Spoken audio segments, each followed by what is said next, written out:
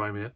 Today on Prime Time with Oddimus Prime, I'm going to delve into my pile of shame, which I shall show you momentarily. This week on Rolling Out and indeed retro reviews, we've been looking at toys from Transformers the movie. So I thought, what better than to take a look at a figure based on the absolute best character in all Transformers medium, Optimus Prime. Unfortunately, he spends a lot of Transformers the movie being dead. So, in a moment, we will delve into my pile of shame and pull out a toy that I know is there. A Super Cyborg Optimus Prime sleep mode. Here's the pile of toys that I'm yet to get to, either to open or to review.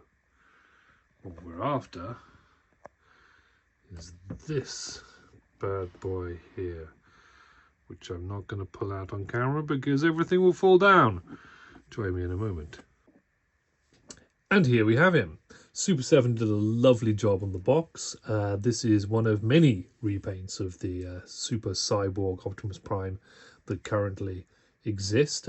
Super 7, much like Hasbro, are definitely ones for a nice repaint. Good way to cover costs, but even so, it seems a bit cheeky in the end. This one is the dead Optimus Prime version from Transformers the movie, or sleep mode, as it was referred to in one of the Takara Masterpiece versions, I believe. I don't actually have that one. I do have the reaction figure version of this, as well as a couple of other versions. There was the Hasbro one that came out a little while ago. Unfortunately, you can't really see because the ring light is creating a lovely halo. Let's bring him a bit closer so you can see him in his packaging. The packaging itself is pretty lovely. You've got a nice G1 Optimus Prime artwork there, straight off the old box cover. The Super Cyborg logo, some bump on the bum. The very, very instructions saying about is the normal figure, the iconic Iron Blaster, X-ray chest, activate with removable chest panel, very exciting, and then a really quite groovy, detailed schematic style detailing on the back. And ooh, enemy detected! It's Megatron! Yeah, also available. I don't have him, but it's Megatron. Who wants a Megatron? Anyway, let's pop him open. Oh yes, nice little window on the top there so you can have a look at him from there. It's very glary with the old ring light, so let's get him out of here. Probably should have done this off camera.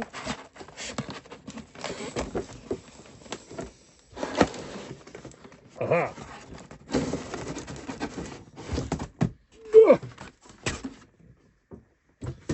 Bonza. There he is, still quite shiny. That's one of these irritating ties, which we'll try and remove. After a frustrating battle with the packaging, he is now free and ready to show off his amazing articulation and skills. So, the packaging was quite frustrating to get him out of. I'm not going to pretend otherwise, and I have somewhat ruined the insert, so there goes the resale value. Figure itself, it's styled almost identically to the reaction figure, down to the pose and everything. It's literally an upscaled version for all intents and purposes. Not that that's a bad thing per se. Unfortunately, that does mean that the articulation for this is limited, to say the least, and because of the gimmick, which we'll get to in a second, that even further limits it.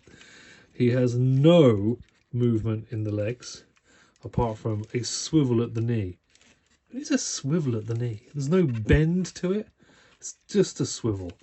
And on the arms, they can rotate at the shoulder. You've got movement of the hands as well. But that's that's it. I thought that might swivel, but it doesn't. That's fairly solid. And those move and the head moves. So it said 7 points of articulation. 1, 2, 3, 4, 5, 6, 7. Yeah, 7 points of articulation, all of which are a bit rubbish. The head moves, it's a bit stiff. The shoulders are probably the the most useful part of that. Let's pop his blaster in his hand. The hands are slightly rubbery, slightly softer plastic than the rest of it.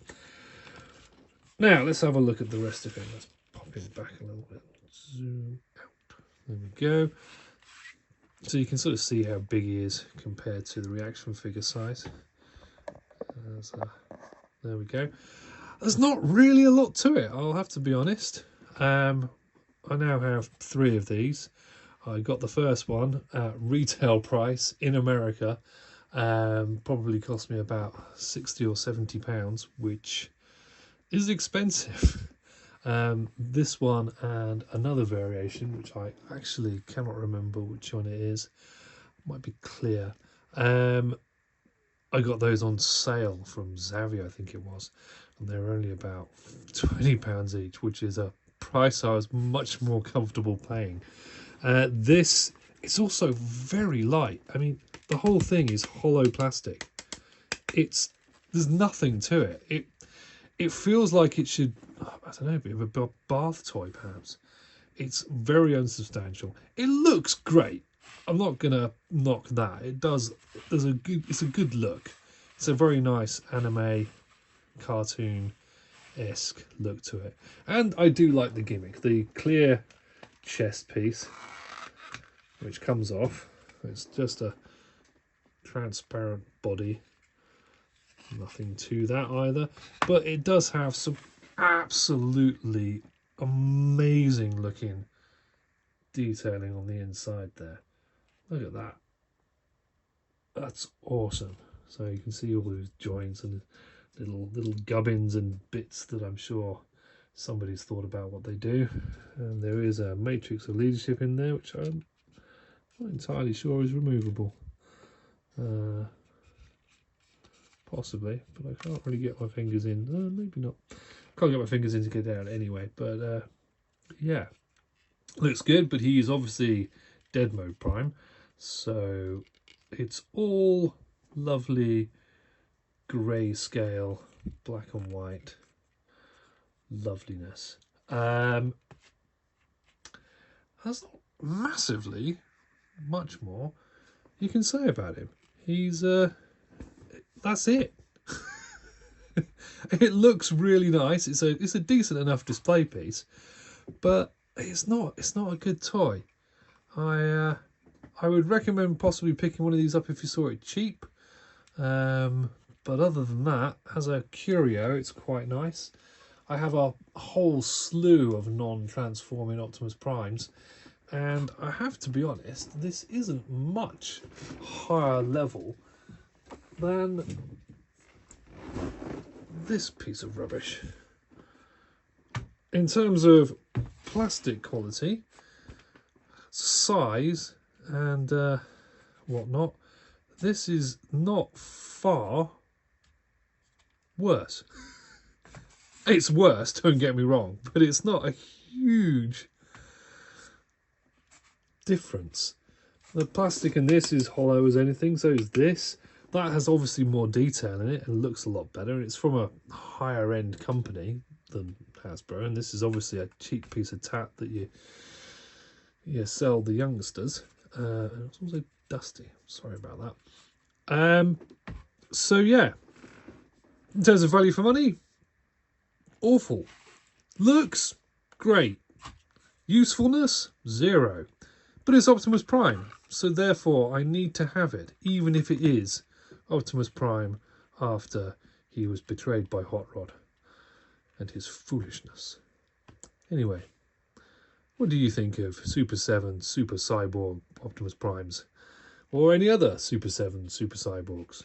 Or any other Super 7 reaction figures for that matter, which I love? Sound off in the comments. I've been Oddimus Prime. Thank you for watching.